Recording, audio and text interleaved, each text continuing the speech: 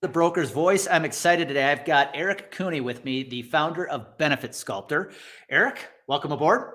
Thanks. Good to be here. I'm excited to have this conversation. So, Erick, I love to kick off all of these Broker Voice conversations with the question of, most of us did not get in the industry by design. I know I did not. Mm-hmm. How did you find yourself in the health insurance industry? Yeah, no, I mean, you're right. None of us find ourselves here by design. When I was, I've been in the industry since I was 21, and I was brought into the industry by my dad, who was a longtime broker.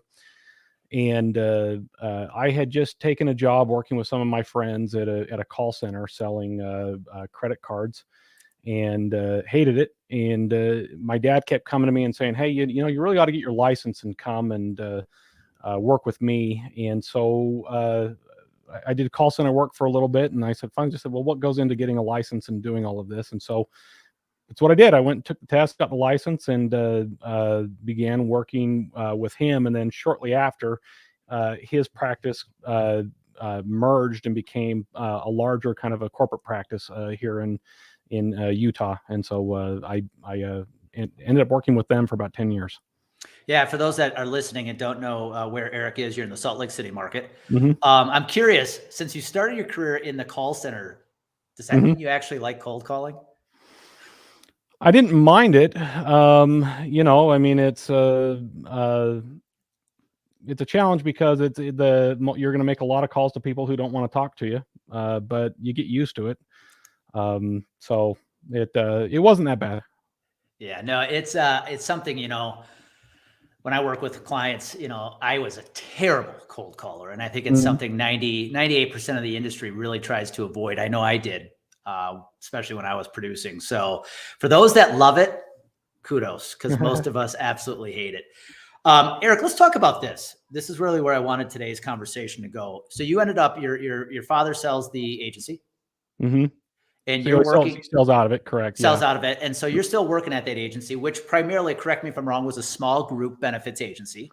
And well, it was actually a full house agency, but by the time I left, I was what they called the director of small employer. So I was overseeing, my world, as far as that agency is concerned, was just small employer. So I was overseeing the small group block.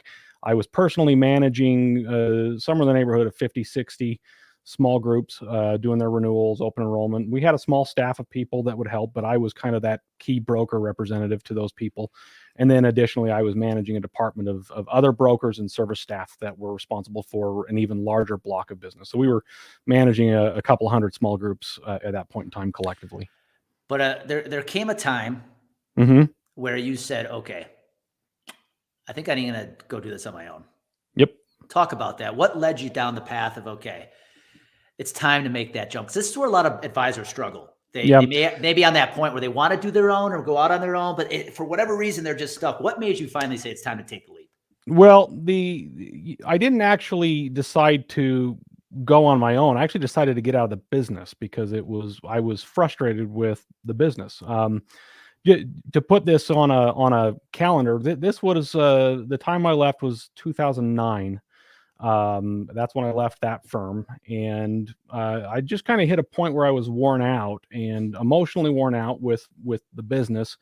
This is right when ACA was starting to roll out, and that wasn't actually my motivation. It wasn't some dislike for ACA. It was a dislike of everything prior to that. You were as a broker, you were never the person who your client was most happy to see.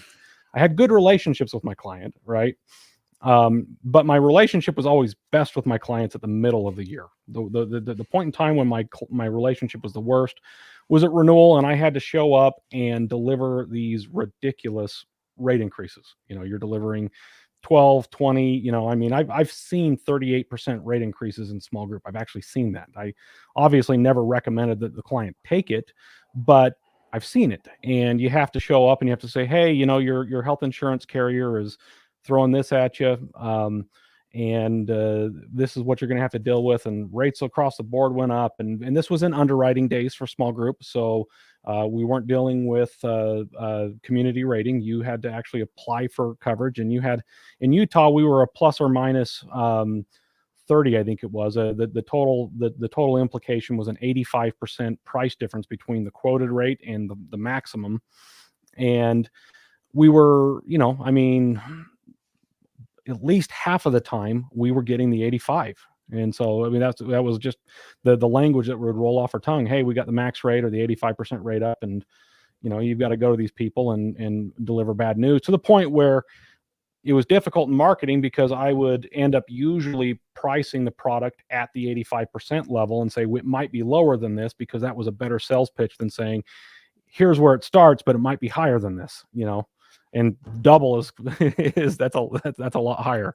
Well, you brought back some memories, because at the same time I was in small group back in 09, 10. Mm-hmm. And I remember those days where you showed preliminary numbers Mm-hmm. and that the final numbers might be nowhere near what those preliminary numbers look like. But your message really resonated, because it was 2011 for me. Mm-hmm. And I hit a point where after ACA started, it was official, right? Right, March right. 23rd, 2010. I was like, I can't do this anymore. And I actually went into I was running a small groups department, and I said, I quit. I literally said I quit. And if it weren't for a phone call from an agency I had wanted to work with for a long time, about a month or two after that, I probably would be out of the industry today. Huh. Because at that time I was like, I don't want to be doing this anymore. This is frustrating. I wasn't getting a ton of resources, and I was like, I can't do this anymore. So I was right there with you at about that same time. Yeah, I was about 30, and kind of, I had been doing college all the way through that. I was doing college in tandem with working as a broker, and I took a year off and just said, you know what, forget it. I'm going to go finish my degree, and maybe there's another job in greener pastures for me. Because I was, go ahead. No, keep going. Well, that was it. Just, I was just, I was just burnt out. I wanted to be behind something that would allow clients to be a little bit happier when I was showing up, and a product that they would be a bit more enthusiastic about. So let's talk about that, because you got out of the industry. Mm-hmm. But 2010, you got back in. Yeah. So what happened was, in 2010, we started, and by we, my dad had left his firm, and we got approached by a former vendor, business partner we had been working with in the benefits industry, that was selling recruitment tools for hiring. So these were tools that you would give to an employer to basically test or survey their employees and grade them on psychological scales to determine job fit. And it seemed like a fun business, and so we jumped into that and began going out and trying to sell this product. But this was in 2009-10, right after the housing bubble, and every place we went into, and I was a bad salesman at the time, because I would go into these businesses and say, hey, we've got this great tool that will help you hire better, and they're all looking at me and saying, hey, we're cutting staff by 20%. And I probably should have been looking at them saying, well, I've got a tool that will help you do that better. Which I didn't do, but that's probably what I should have done. But I just kind of looked and said, okay, whatever. And I was networking and trying to sell, and it's funny, because I don't think it's quite Murphy's Law, but it's something like it, that never in my entire career have I had more people come up to me and say, hey, Eric, we don't care about what you're doing, but are you still doing benefits? Because we need someone to take over our benefit plan. I have never had more of that than when I wasn't selling benefits. And so I would start referring them out. I had some friends in the industry that I would say, okay, well, I've got a guy, and I'll help you set up a plan. And I would do that. And I did that about 4 times before I finally said, I got to quit doing this. Nobody's buying these assessment tools. Nobody's buying this hiring stuff, but they're coming to me for benefits. And so maybe I just need to bite the bullet and accept that I'm a benefits guy. And so my dad and I actually both jumped back into the business about 2012. I'm glad. Thank you for sharing that, because I wanted to set up the stage of where you've been, that journey to lead to where you were, because now you're in the benefit space, you're back in it, and let's start talking. This is where Benefit Sculptor, the solution we know today, really started taking shape, because you now were servicing clients as an advisor again. Yep. Talk to the advisors listening in, especially those that may work more in the small to mid-sized space. What were some of the challenges you started experiencing working with such a volume of small group clients? Well, one was just getting back into it, and having to get over that emotional piece of saying, okay, well, how do I make this a better experience? The other thing was that I had come from a firm that, the firm I was with was actually a pretty large firm. I mean, they had about 35 employees. They had departments and divisions. I mean, so we had management positions and those kinds of things. And so I had a lot of resources that I could lean on. I had other people I could go to for help. I had back office support. So, if I were doing things, I could just go lean on that. Running quotes, for example, I could just lean on other people to help me prepare that, and then I would go present it. When I stepped into it again, and we were running our small agency, I didn't have any of that. We were supporting the whole thing, and we had a pretty large block of business pretty fast. And so, figuring out how to better use our time was a big challenge. How do we get more bang for the buck out of the time? And the other thing that was going on was I was never satisfied with the processes for quoting and decision making in general. When I first built Benefit Sculptor, what I was actually trying to build was a tool that was decision support around ACA and trying to help a company determine whether its contributions were going to justify it to offer a product to its employees, or whether its employees would be better off just going to the individual market. That was what I actually initially started building, and there wasn't really a lot of demand for that. I have people ask about it, but I've never really had anybody bite on it. It seems that a lot of employers are kind of committed to the decision to offer health plans, and so, especially those that are, they're not really looking for a way out of it, which is kind of what I thought at the time. So the other challenge I had was that the way I presented information, I was, like a lot of brokers, I understand these insurance concepts really, really well. I can start talking about deductibles and copays and coinsurance and how each of these things has a trade-off with premium. We can talk about networks, like, I mean, any broker can talk about the hospitals in their area, like they talk about their own kids. They understand, what works and what doesn't, what the reputations are, but your client doesn't. And so when I would go in and sit down with these clients, trying to find a way to, how do you tell the story? How do you sit down with a client and say, okay, here's the work that I've done. Here are the things that you need to know so that you can make a decision. And then here's what I have done to simplify that decision and really cut it down to a couple of variables that allow you to say, if you're interested in this, you go here. If you're interested in that, you go there, and do it so that they have the confidence that they understand that the decisions they were making. That was my biggest struggle. How do I use Excel? How do I use reports to tell this story, and then do it in a way that's turnkey? I can do it. I can go to the next client and do it. I didn't spend 30 hours per client building a custom report because I didn't have time to do that, obviously. Well, and what I think is so cool about what you did is, in building Benefit Sculptor, is you solved your own problem. Mm-hmm. And instead of going and seeing if there was a solution that could fix it, you went and built it yourself, which is a process very few would actually take because of the work that goes into it. And so let's talk about Benefit Sculptor, Erick, because today what you're really doing is you're helping advisors streamline the renewal process.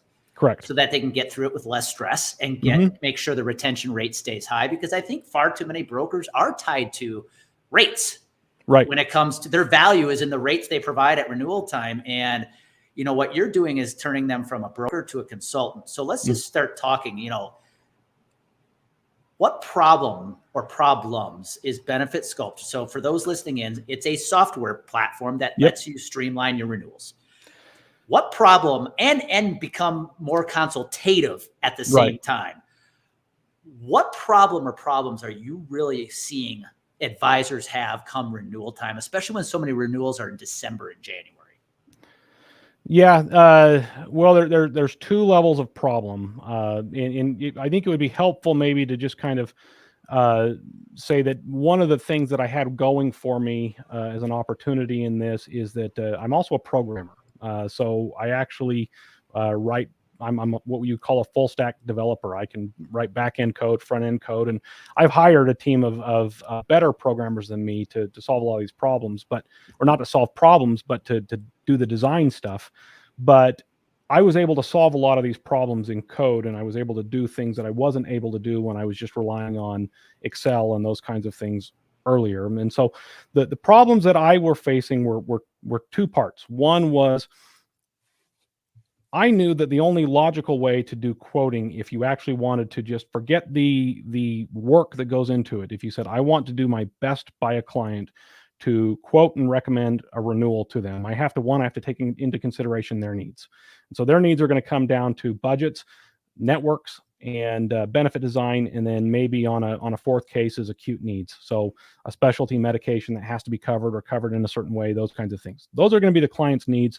They're going to vary from client to client, but that's what the client is ultimately going to be concerned about.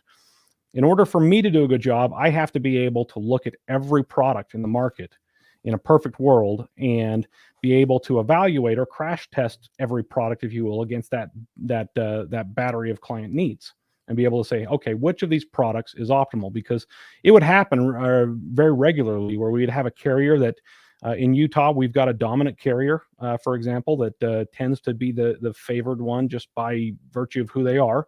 And occasionally we have some of the other carriers that are still great carriers as well come in and actually beat them in terms of products and prices, but very few people know about it because you're not looking at it. And part of the reason we're not looking at it is because getting those quotes is far more difficult sometimes with the other carriers.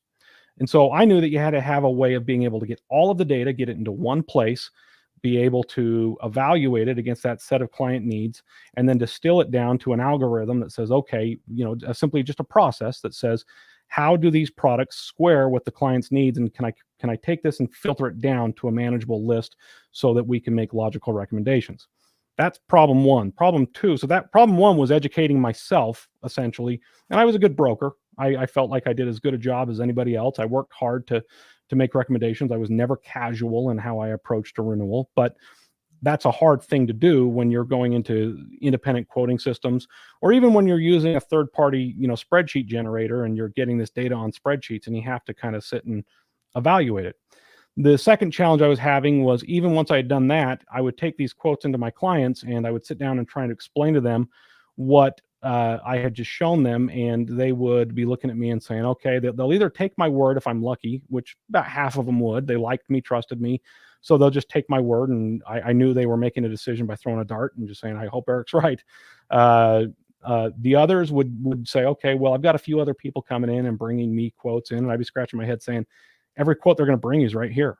Why are you? What are they going to bring you that I'm not bringing you? And this is before ICRA and level funding and those kinds of things. So you say, how am I going to get my client to understand the process so that they can have the information they need so that they can be partner to making the right decision as well? How do I educate them on the fly? Because we can talk about educating a client, but what I found is nobody wants to be educated on insurance until they absolutely need to be educated on insurance. And there's only two times when that happens. That's when they're buying insurance or when they're using insurance.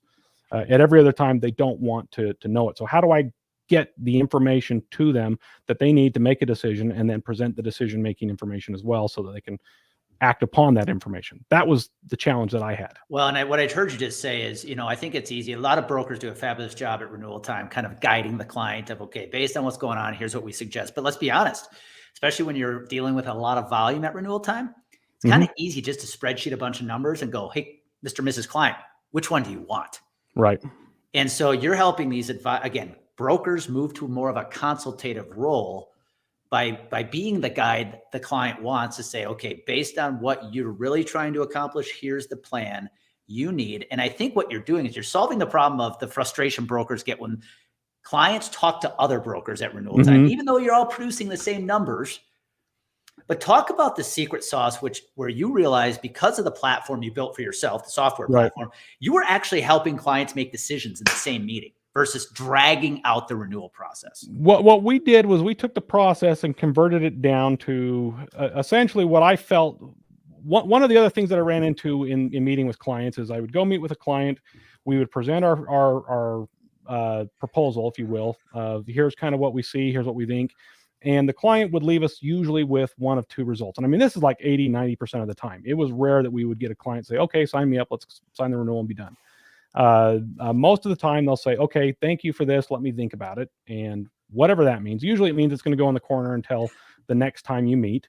Or they would say, can you go back and rerun the numbers? And so essentially that first meeting was a fact-finding meeting. You show up, You would get some information from the client, and then you would go back and redo that proposal process a second time, and maybe a third time. And so you're going back and forth.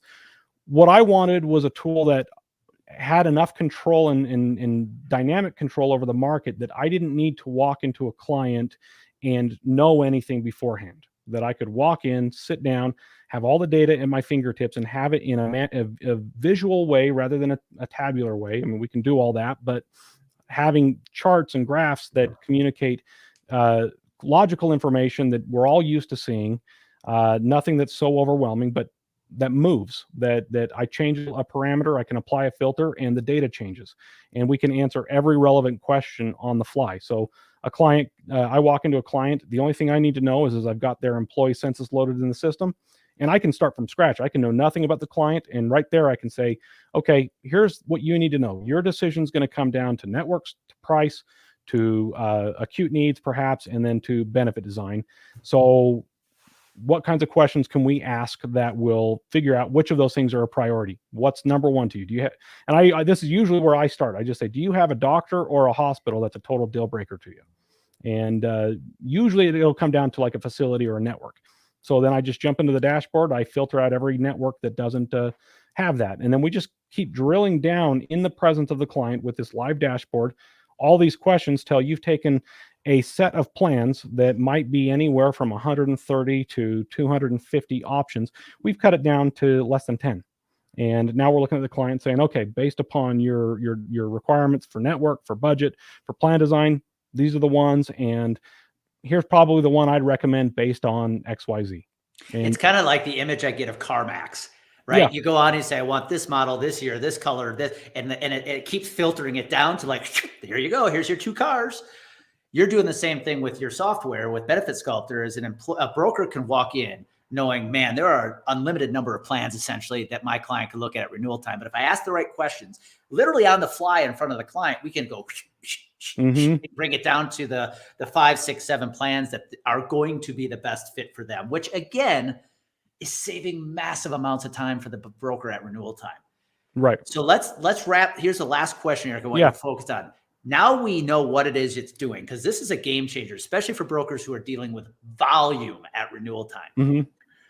Time is valuable. Who is the ideal fit what kind of broker is ideal? And if they're going, okay, I need to see a demo of this thing, how do they get a hold of you? They can get a hold of me through LinkedIn or email, Erick@benefitsculptor.com. My website, benefitsculptor.com, is a place where you can get a hold of me.